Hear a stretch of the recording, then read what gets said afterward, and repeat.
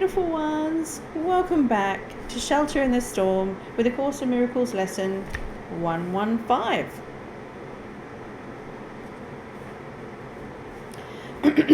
We are doing part 5 of chapter 7. Let me double check. I beg your pardon, part 6 of chapter 7. They're in Roman numerals, sometimes I get a bit mixed up. From vigilance to peace. Although you can love the sonship only as one, you can perceive it as fragmented.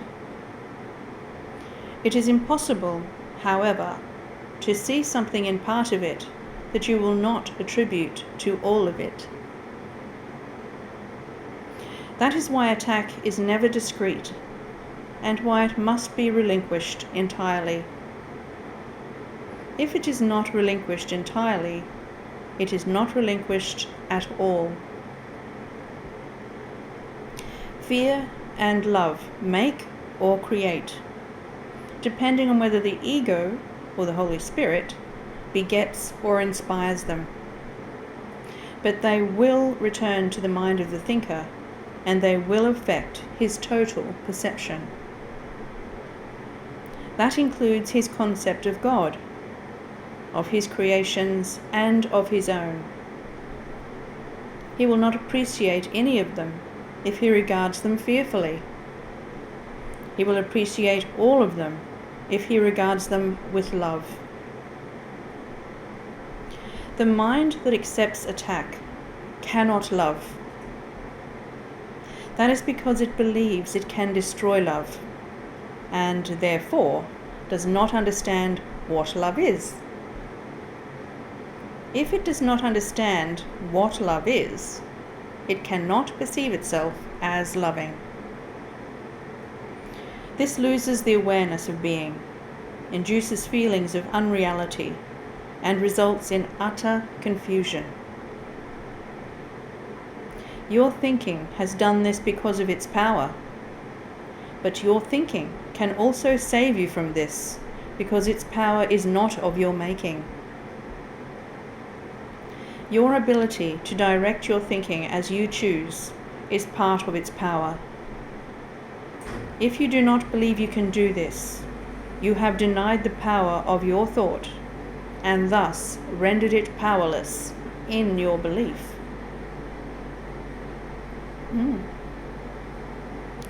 The ingeniousness of the ego to preserve itself is enormous. But it stems from the very power of the mind the ego denies. This means that the ego attacks what is preserving it, which must result in extreme anxiety. This is why the ego never recognizes what it is doing. It is perfectly logical, but clearly insane. The ego draws upon the one source that is totally inimical to its existence, for its existence. Fearful of perceiving the power of this source, it is forced to depreciate it. This threatens its own existence, a state which it finds intolerable. Remaining logical, but still insane, the ego resolves this completely insane dilemma in a completely insane way. It does not perceive its existence as threatened by projecting the threat onto you and perceiving your being as non-existent. This ensures its continuance if you side with it, by guaranteeing that you will not know your own safety. The ego cannot afford to know anything. Knowledge is total, and the ego does not believe in totality. This unbelief is its origin. And while the ego does not love you, it is faithful to its own antecedents, begetting as it was begotten. Mind always reproduces as it was produced. produced by fear. The ego reproduces fear. This is its allegiance, and this allegiance makes it treacherous to love, because you are love. Love is your power, which the ego must deny. It must also deny everything this power gives you, because it gives you everything.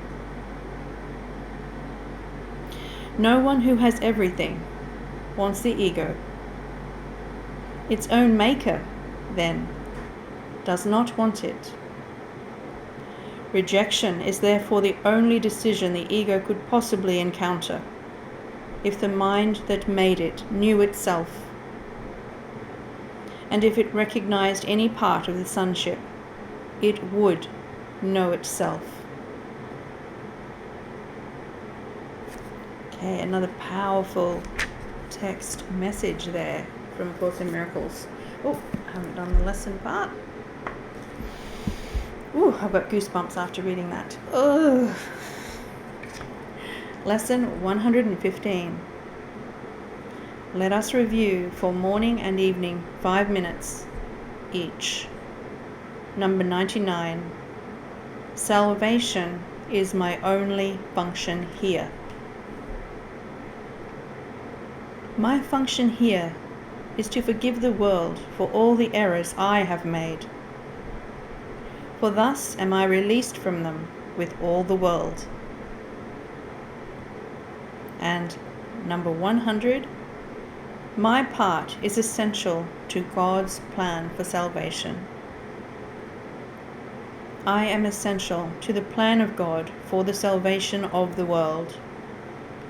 For He gave me His plan that I might save the world. And each hour of the day to remind ourselves for a moment each, salvation is my only function here. To repeat on the hour and on the half hour, my part is essential to God's plan for salvation. Remember to keep our thoughts in our mind all through the day as we go, even when it's not time to do them, guys. Just keep them there, keep them there. Don't lay them down. That's part of Review 3, that's the base message. Don't lay the message down, keep it in your awareness. Right, let's move to Jesus' commentary for lesson 115. You are blessed beings. Indeed, I am that one you know as Jesus. This is a very important review because you deal with the fundamental structure of reality, the way you see things. That is, when you judge the world, attack the world, or decide it should be other than what it is, you perpetuate separation and feed the idea of suffering and sacrifice. Why do you do that when you judge and attack? You do it because there is only one mind at work here. You play with your own consciousness. You see your own beliefs, thoughts, and ideas manifested in front of you. When you attack that form, whether it is your mother-in-law, sister,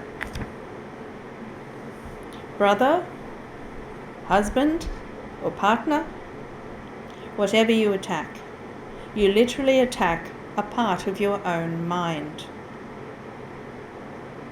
It causes you suffering because you don't comprehend what you do. You attack your own mind. This sets up a great deal of fear and guilt that distresses you and leads you to a loss of peace. When you forgive the world and understand why you forgive it, because it is a projection of your mind playing out for you to see the unloving parts of your mind, you understand why you forgive.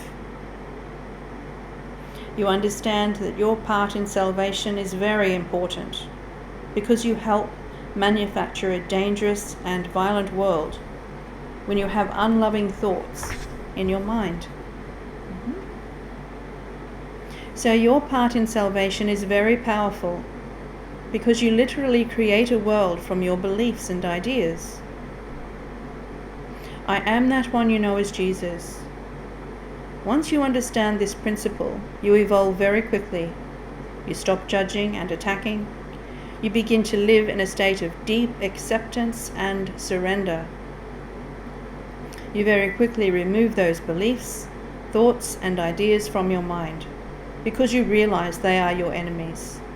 They are your enemies. They do not benefit you, and they do not bring a peaceful world into being. We will see you tomorrow. So much love, dearest ones. Much love. Namaste.